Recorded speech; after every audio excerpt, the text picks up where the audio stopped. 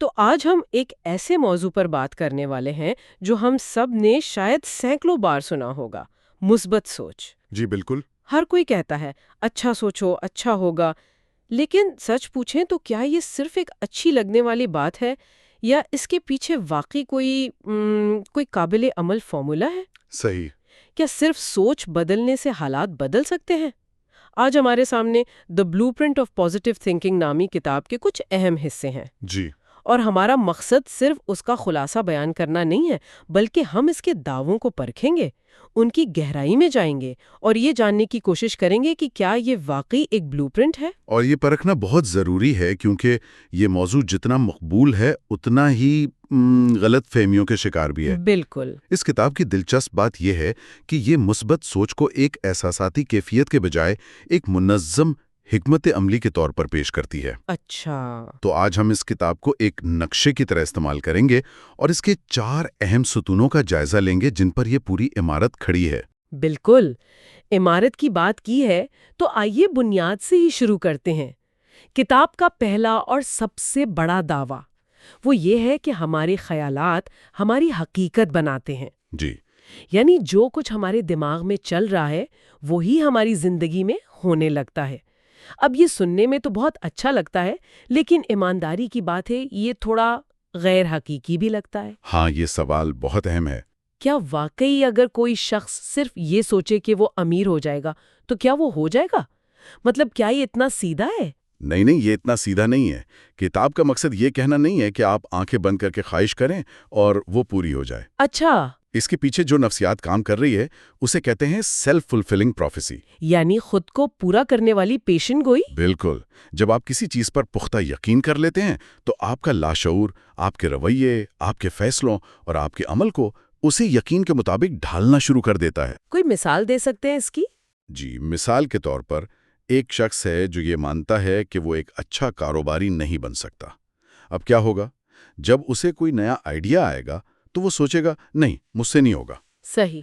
جب کوئی سرمایہ کاری کا موقع ملے گا تو وہ خطرہ مول لینے سے ڈرے گا، میٹنگز میں پر اعتماد طریقے سے بات نہیں کرے گا، اور آخر میں وہ سچ میں ناکام ہو جائے گا۔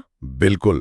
آخر میں اس کا کاروبار واقعی ناکام ہو جائے گا اور وہ کہے گا دیکھا، مجھے تو پہلے ہی پتا تھا۔ اس نے اپنی سوچ سے اپنی حقیقت خود بنائی۔ جی، تو یہ جادو نہیں، یہ آپ کے خیالات کا آپ کے عمل پر براہ راست اثر ہے۔ اچھا، تو بات صرف سوچنے کی نہیں بلکہ اس سوچ کے نتیجے میں پیدا ہونے والے عمل کی ہے۔ لیکن یہاں ایک اور مسئلہ ہے۔ بعض اوقات منفی خیالات حقیقت پر مبنی ہوتے ہیں۔ جی اگر کسی کی کمپنی بند ہو رہی ہے اور اسے اپنی نوکری جانے کا ڈر ہے تو یہ منفی سوچ تو نہیں، یہ ایک حقیقی خطرہ ہے۔ بہترین نکتہ ہے۔ ایسے میں کتاب کیا کہتی ہے؟ کیا وہ یہ کہتی ہے کہ اس حقیقت کو نظر انداز کر دو؟ یہ تو خود کو دھوکہ دینے والی بات ہوئی۔ نہیں، کتاب حقیقت سے آنکھیں چرانے کی بات نہیں کرتی۔ وہ کہتی ہے کہ آپ حالات کو تسلیم کریں، لیکن اپنی توجہ اس بات پر مرکوز کریں کہ آپ ان حالات میں کیا کر سکتے ہیں۔ اچھا۔ نوکری جانے کا خطرہ حقیقی ہے، لیکن اس پر 2 طرح کے رد عمل ہو سکتے ہیں۔ ایک شخص سوچ سکتا ہے سب ختم ہو گیا، میں برباد ہو گیا۔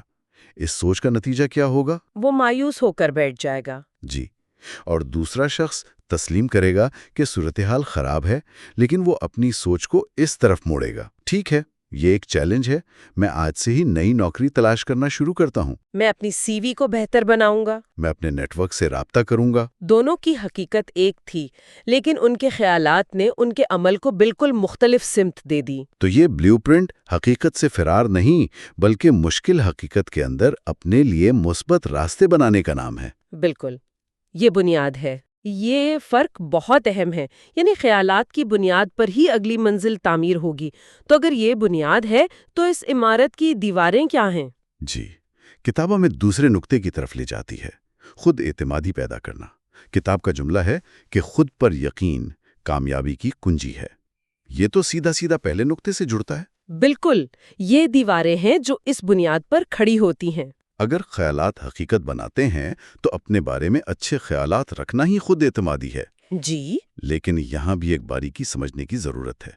خود اعتمادی کا مطلب تکبر یا یہ سمجھنا نہیں ہے کہ مجھ سے کبھی کوئی غلطی نہیں ہو سکتی۔ اچھا، تو پھر کیا مطلب ہے؟ کتاب کے مطابق خود اعتمادی کا اصل مطلب یہ یقین ہے کہ چاہے کچھ بھی ہو جائے میں اس سے نمٹنے کی صلاحیت رکھتا ہوں۔ اچھا، یہ ناکامی سے نہ ڈرنا نہیں ہے، بلکہ یہ جاننا ہے کہ اگر میں ناکام ہو بھی گیا تو میں دوبارہ کھڑا ہو سکتا ہوں۔ لیکن یہاں ایک عملی سوال ہے۔ بہت سے لوگوں میں خود اعتمادی کی کمی ہوتی ہے، شاید بچپن کے تجربات کی وجہ سے یا ماضی کی ناکامیوں کی وجہ سے۔ صحیح۔ تو کیا کتاب اس کو بنانے کا کوئی طریقہ بتاتی ہے، یا یہ صرف ایک حکم ہے کہ خود پر اعتماد کرو؟ کیونکہ یہ کہنا آسان ہے، کرنا مشکل ہے۔ نہیں، یہ صرف حکم نہیں ہے، بلکہ یہ ایک عمل ہے۔ کتاب تجویز کرتی ہے کہ خود اعتمادی چھوٹی چھوٹی کامیابیوں سے بنتی ہے۔ کیسے؟ اگر کوئی شخص عوامی سطح پر بات کرنے سے ڈرتا ہے تو اسے سیدھا 1000 لوگوں کے سامنے کھڑا ہونے کی ضرورت نہیں۔ ٹھیک۔ وہ پہلے صرف ایک دوست کے سامنے بولنے کی مشق کرے، پھر 2 لوگوں کے سامنے، پھر ایک چھوٹی میٹنگ میں۔ ہر قدم پر جب اسے تھوڑی سی کامیابی ملے گی تو اس کا دماغ یہ سیکھے گا کہ ہاں میں یہ کر سکتا ہوں۔ تو آہستہ آہستہ اعتماد کی دیواریں مضبوط ہوتی ہیں۔ بالکل، اور اس کا تعلق پہلے نقطے سے پھر جڑتا ہے، اپنی اندرونی گفتگو کو بدلنا۔ جب آپ خود سے یہ کہنا چھوڑ دیتے ہیں کہ میں بیکار ہوں اور یہ کہنا شروع کرتے ہیں کہ میں سیکھ رہی ہوں، جی، تو آپ خود اعتمادی کی اینٹیں رکھنا شروع کر دیتے ہیں۔ واہ، یہ میں بیکار ہوں سے میں سیکھ رہا ہوں تک کا سفر واقعی ایک زبردست تبدیلی ہے۔ تو ہمارے پاس عمارت کی بنیاد یعنی مثبت خیالات اور دیواریں یعنی خود اعتمادی آ گئیں۔ جی، اب اس عمارت کو ایک چھت کی ضرورت ہے جو اسے تحفظ دے۔ کتاب کا تیسرا نقطہ شاید یہی کام کرتا ہے، روحانی یقین اور مثبت رویہ۔ صحیح۔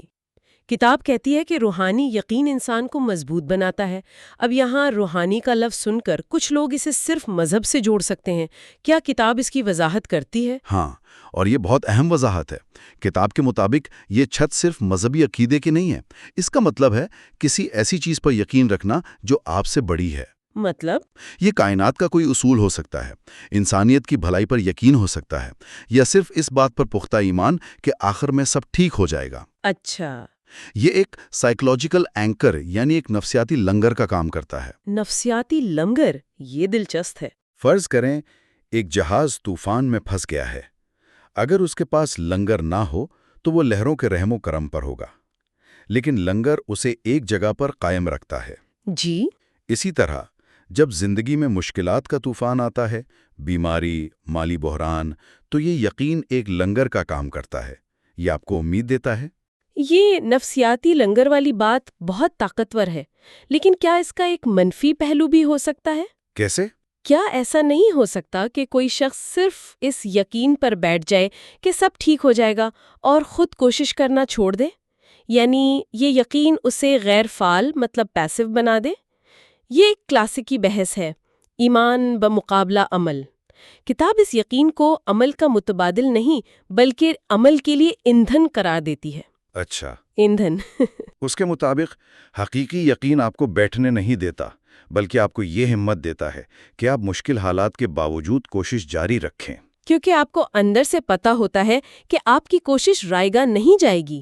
بالکل، تو یہ چھت آپ کو آرام کرنے کے لیے نہیں، بلکہ اس لیے ہے تاکہ آپ باہر کے طوفان سے ڈرے بغیر عمارت کے اندر اپنا کام جاری رکھ سکیں۔ ٹھیک ہے، تو اب ہماری عمارت تقریباً مکمل ہے، بنیاد، دیواریں، چھت۔